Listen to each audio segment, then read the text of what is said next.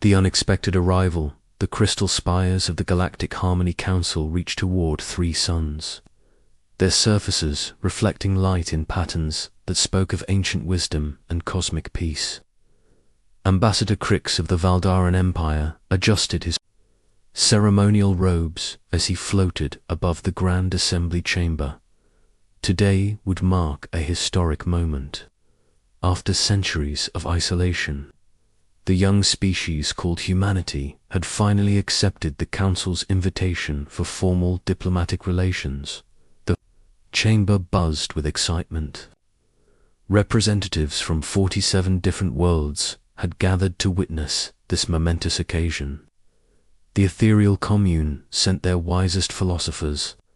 The crystalline collective deployed their most skilled negotiators. Even the reclusive void walkers had emerged from their dimensional pockets to observe. High Chancellor Zelos, a being of pure energy contained within a shimmering field, addressed the assembly. His voice resonated through quantum frequencies that every species could understand. Today, we welcome the humans of Earth into our ancient brotherhood of peace. They are young, perhaps only a few centuries into space travel. We must show patience and guide them gently into our ways. Ambassador Crix nodded along with the others. The humans were known to be emotional, impulsive creatures. Their primitive broadcasts that had leaked across the galaxy showed a species constantly at war with itself. But the Council believed in redemption. Every species could be taught the ways of harmony, given proper guidance. Remember, Chancellor Xylos continued, the humans may not understand our protocols. They likely still think in terms of territorial disputes and resource competition. We must be gentle teachers. The assembled delegates murmured their agreement. The Zephyrian representative, her butterfly-like wings shimmering with bioluminescent patterns, spoke softly. I have studied their cultural transmissions. They seem to value something they call honor and courage, primitive concepts, but we can work with them.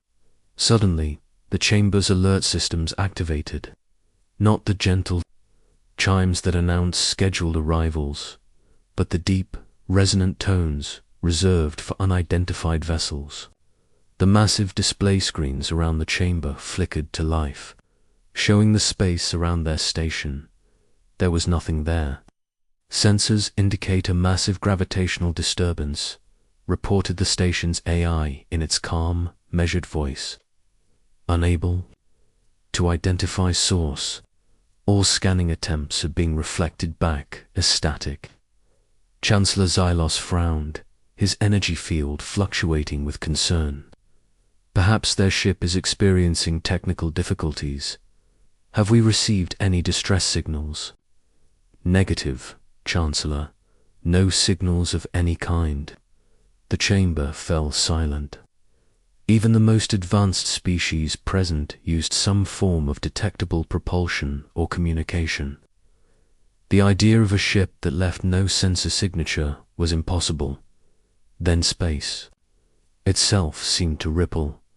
Like water disturbed by a stone, the vacuum of space around the station began to bend and twist. Reality folded inward, and from that fold emerged something that made every being in the chamber step back in instinctive feared. It was not a ship in any conventional sense.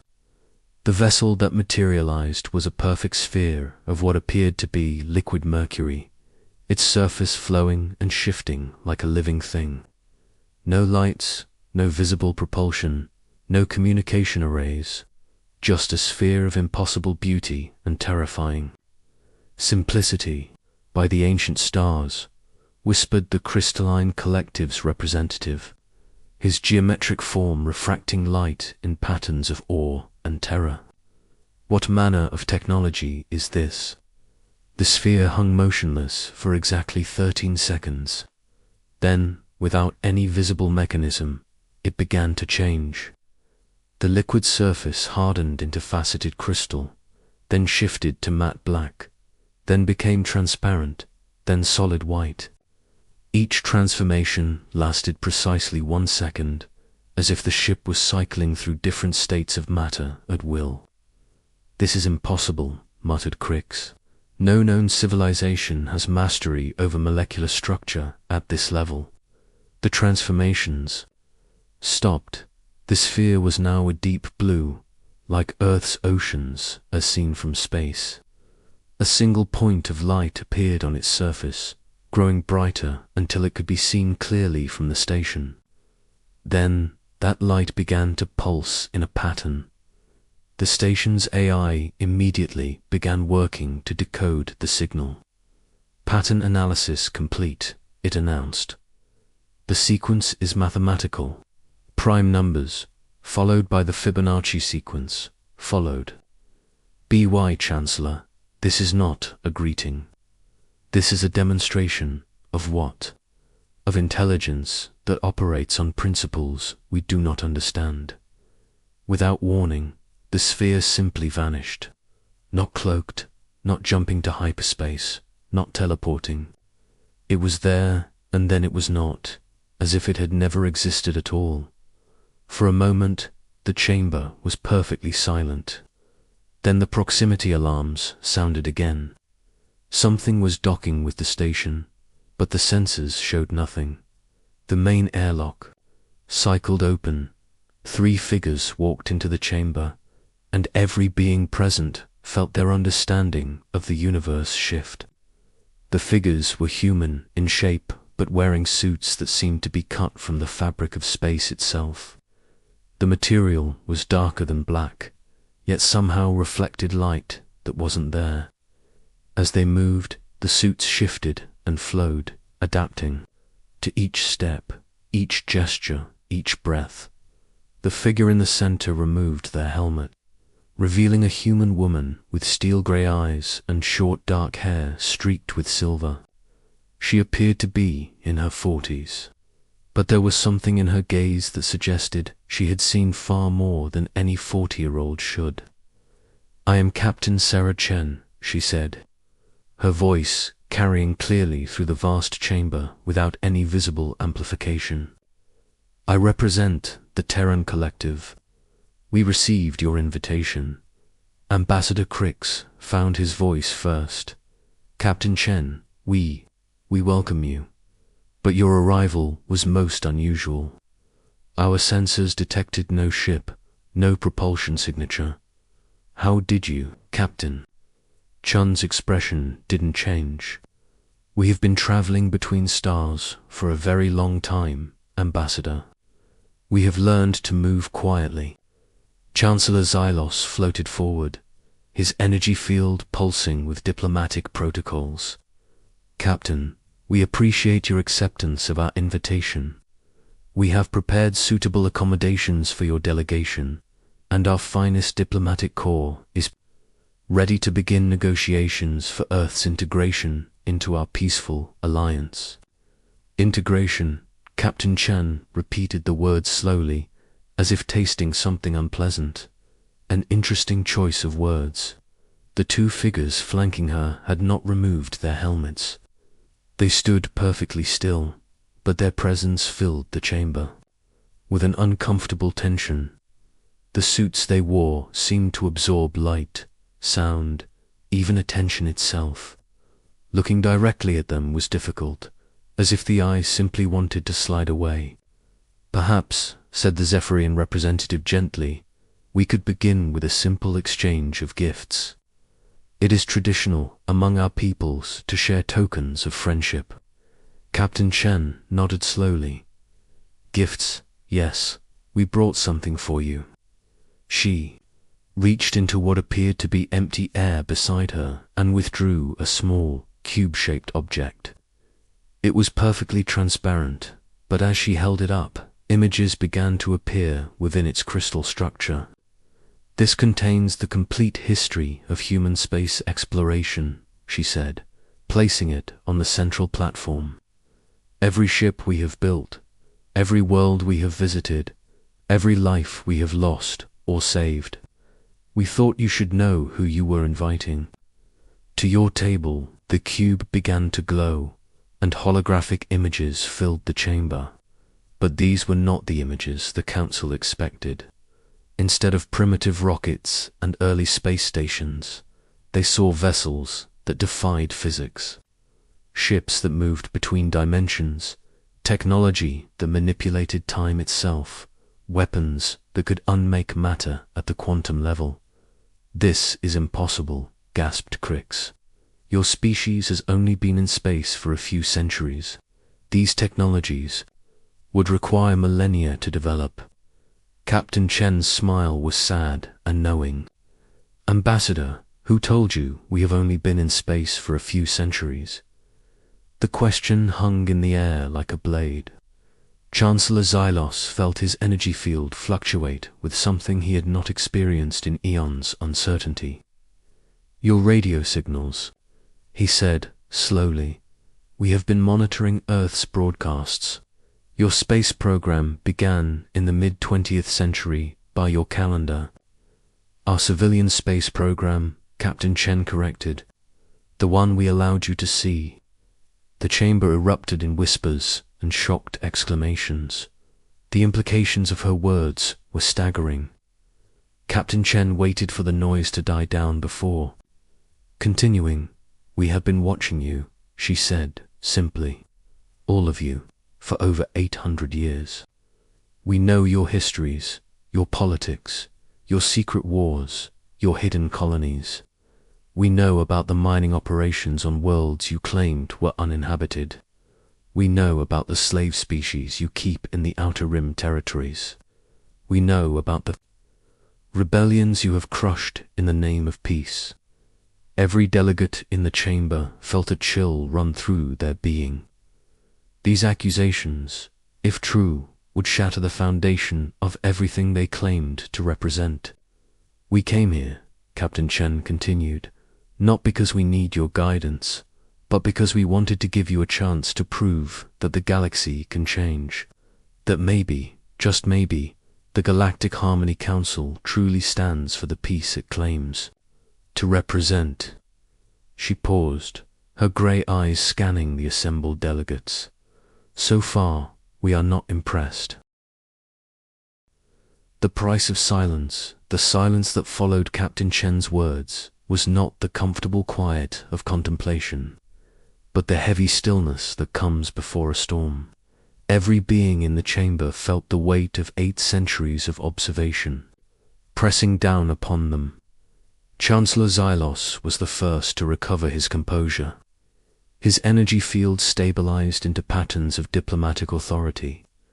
"Captain Chen, these are serious accusations. If you have evidence of wrongdoing, we would be happy to investigate. ... Investigate." Captain Chen's voice carried a note of quiet amusement. "Chancellor, we are not here to file a complaint with your Internal Affairs Department. We are here to present you with reality." She gestured to the crystal cube, and new images began to form within its structure.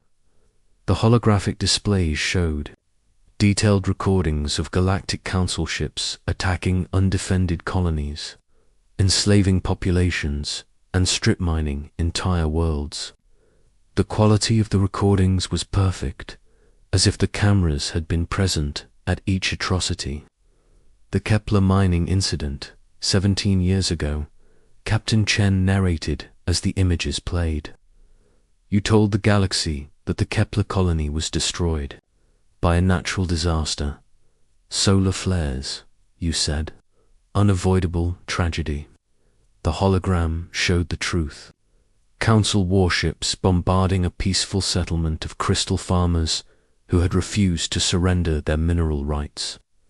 The attack was systematic, thorough, and completely without mercy. The vegan rebellion, 43 years ago, your official records state that the vegan system chose to leave the council peacefully, and their worlds were rendered uninhabitable by their own environmental mismanagement. New images formed. Council forces deploying atmospheric processors designed to make the air unbreathable for the native vegans. forcing the survivors to flee to barren worlds where they slowly died of exposure and starvation. The Altair incident, 67 years ago. Pirates, you claimed. Rogue elements beyond your control attacked the Altair colonies and harvested their populations for slave labor. The hologram showed Council Admiral Vrock personally overseeing the loading of Altair families onto transport ships bound for the mining worlds of the Outer Rim. Ambassador Crix felt his ceremonial robes growing heavier with each revelation. How could you possibly have recordings of these events? No witnesses survived. The locations were classified at the highest levels. Captain Chen turned to face him directly. Ambassador, how do you think we learned to move so quietly? We have been in your midst for 8 centuries, watching, learning, recording every council session, every secret meeting, every order to commit genocide in the name of galactic peace. We have seen it all. One of the silent figures flanking Captain Chen finally moved. With fluid grace, they reached up and removed their helmet, revealing a face that made every delegate gasp in recognition. It was Admiral Vrack himself, or rather, someone who looked exactly like him. Identity confirmed, Admiral Vrack of the Altair. Incident, the figure said in a voice that perfectly matched the Kree officer. Then their features began to shift and flow like liquid, reforming into the face of Chancellor Zylos, then Ambassador Crix, then a dozen other recognizable figures. From the Council's history, shapeshifters breathed the Zephyrian representative, her wings trembling with fear. Not shapeshifters, Captain Chen corrected. Humans. We are remarkably adaptable when we need to be. The implications hit the chamber like a physical blow. For 8 centuries, the Galactic Harmony Council had unknowingly harbored human infiltrators in their highest ranks. Every secret they thought they had kept, every atrocity they believed they had hidden, had been witnessed and recorded by the very species they considered primitive. This is violation of the highest order, sputtered Crix. Espionage, infiltration, interference in sovereign affairs. ... Double quotes, yes. Captain Chen agreed calmly. It is just like everything you have been doing to smaller, weaker species. For millennia, the difference is, we documented our actions. Would you like to see the documentation of yours? The crystal cube pulsed, and the chamber filled with terabytes of data. Financial records showing the true profit margins of the Council's humanitarian mining operations. Communication logs revealing the casual orders to eliminate entire species. Strategic planning documents outlining the systematic suppression of any civilization that showed signs of developing technology beyond approved parameters. You have been keeping the galaxy in a state of controlled development, Captain Chen explained. Any species that advances too quickly gets classified as a rogue element and eliminated.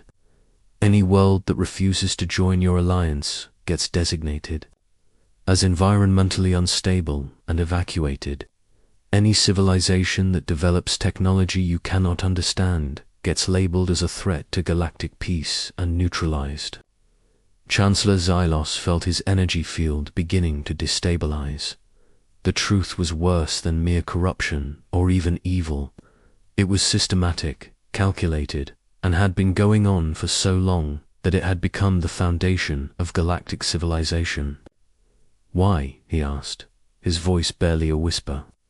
Why show us this now? Why reveal yourselves after so long? Captain Chen's expression softened slightly. Because we had hoped to find something worth saving.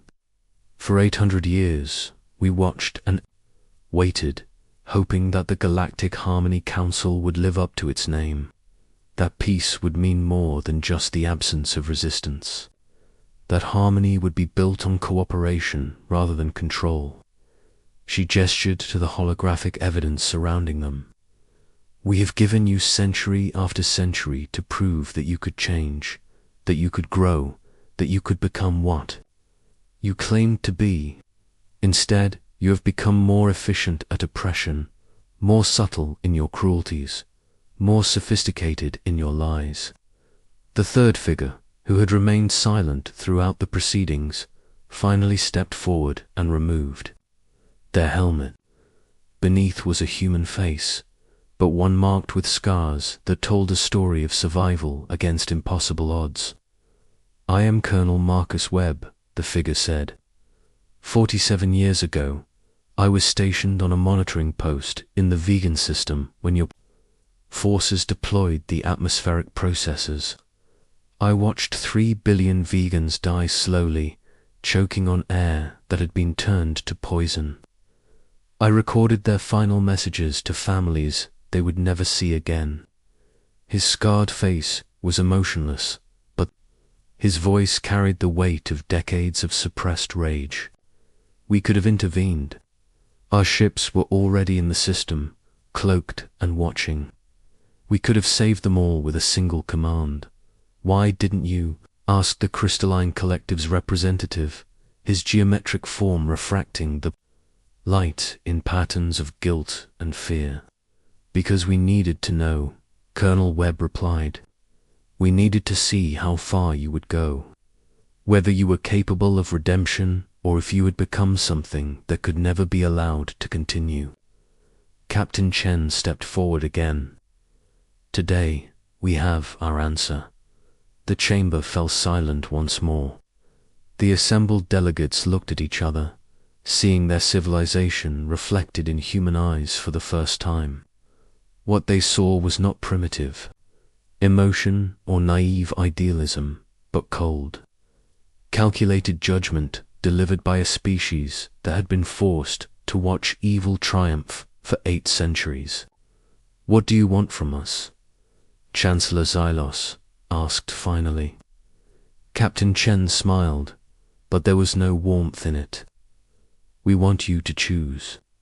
You can continue as you are, maintaining your galactic order through fear and deception. If you choose that path, humanity will withdraw from this sector of space entirely. You will never see us again, never hear from us again, never know where we are or what we are doing. And if we choose otherwise, then you dismantle the Galactic Harmony Council. You release the enslaved species. You return the stolen worlds. You reveal the truth about your crimes to every civilization in the galaxy and let them decide whether you deserve forgiveness." The silence stretched on. Finally, Ambassador Crix found his voice. "You are asking us to destroy ourselves. Without the Council's authority, the galaxy would fall into chaos. Civilizations would war against each other. Trade would collapse. Billions would die." Captain Chen nodded slowly. Perhaps, or perhaps something better would grow from the ashes. Something built on truth instead of lies, cooperation instead of control, genuine peace instead of enforced. Silence. She gestured to her companions, and all 3 began to move toward the airlock. "You have 72 standard hours to decide. At the end of that time, we will return for your answer. And if we refuse both options," called out the Zephyrian representative. Captain Chen paused at the threshold of the airlock and looked back over her shoulder. "Then you will discover why we spent 800 years learning to move quietly through the void.